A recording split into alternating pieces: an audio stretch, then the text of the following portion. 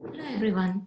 Today I'm going to talk to you about the different roles and success pathways that exist in open source, but go unrecognized and hence the hidden figures.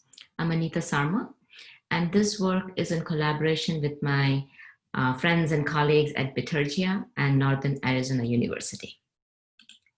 But before we start, let's talk briefly about diversity in open source.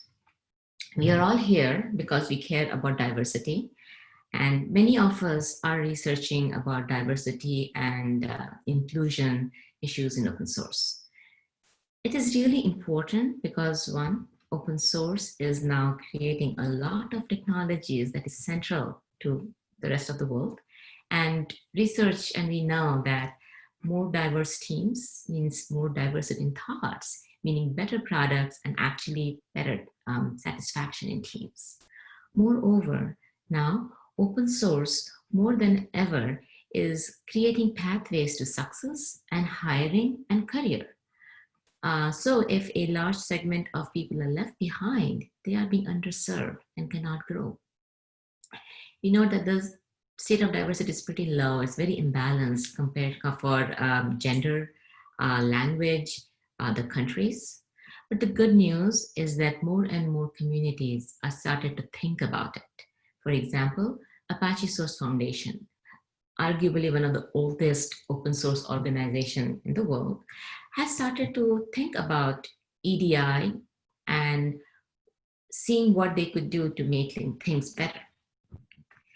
They contracted Bitergia and Bitergia Me to kind of understand the state of DNI in their community. To do that, we did a survey. We designed it in late October 2019, had community feedback up to January 20th, and we released the survey. We specifically emailed the contributors list, about 7,000 members who were in the dev community and other contributor list. And we got about 624 responses, resulting in 8.9 response rate. Unsurprisingly, majority were men, about 88%, 4.6% identified as women, and we had 6.7% that was others, which included binary, prefer not to disclose, as well as self-described. And in self-described, we got some interesting notions such as, do no evil, do good, things like that. Majority, more than 80%, were those who were confident with English speaking. More than 90% had education of at least college, undergraduate, or higher.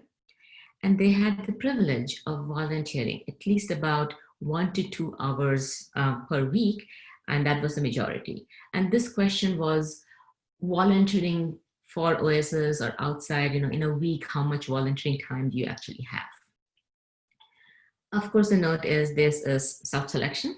So, we have some of the bias coming in.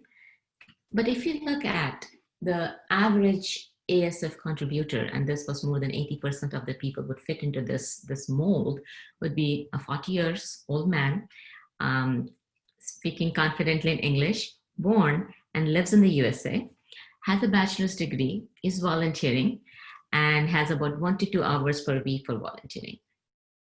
Has spent about 5 years in the community, has faced no challenges, and is a coder. So pretty unidimensional. I kind of fits the mold that we know of the OSS traditional hacker. Our understanding and our belief is that a diverse set of roles can actually attract a diverse set of people, and that can make open source open and more diverse.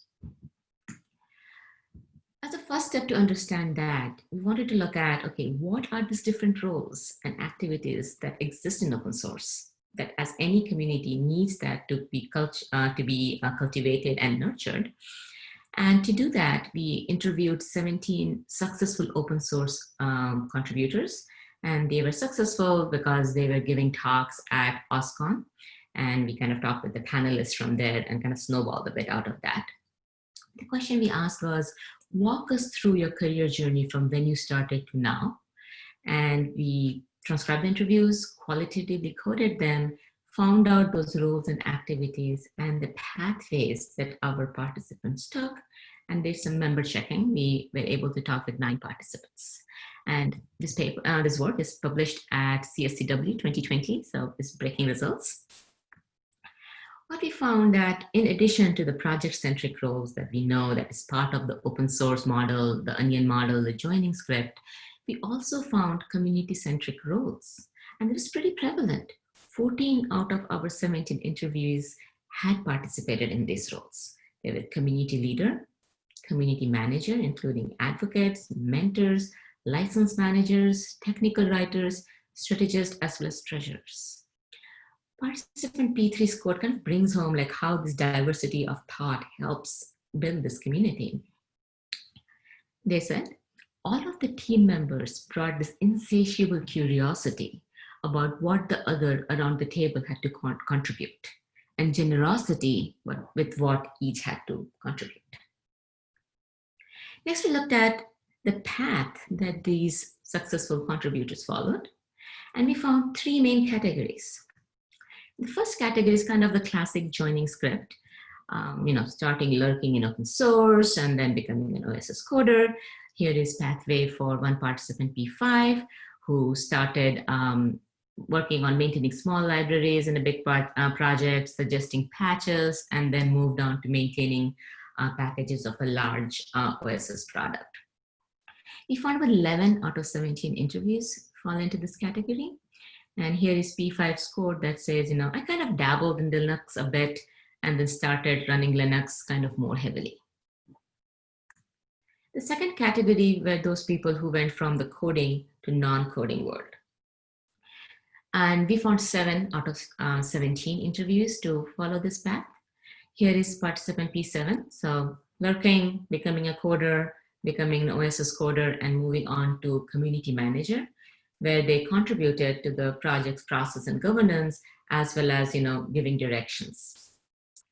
P7's words, I started contributing more than code, contributing documentation, processes, and starting to form the governance of the project. The final category are those people who actually kept to the non-coding realm. This is very contrary to the classic joining script. We had 8 out of 17 people, and interestingly, some of them were those who didn't have any CS background, and they were pretty good contributing members, successful contributors in open source. Here's P1, and their path goes from community manager to becoming an engineering recruiter, to coming back to the community manager role, where they're working with finding top talents, getting recognition for the team, setting up processes inside the company. And in their words, I don't think you need to be a coder to understand the community needs and norms. So the final takeaway would be, as researchers, as community members, we need to recognize the hidden roles and hidden figures that exist in open source, because recognizing there are diverse roles can attract diverse sets of people. And individuals follow actually flexible and fluid roles, and sometimes they were in parallel.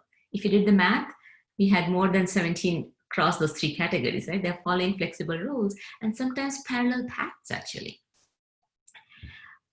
One of the participants said this that really struck me is contribution can take 3 forms: time, talent, and treasure.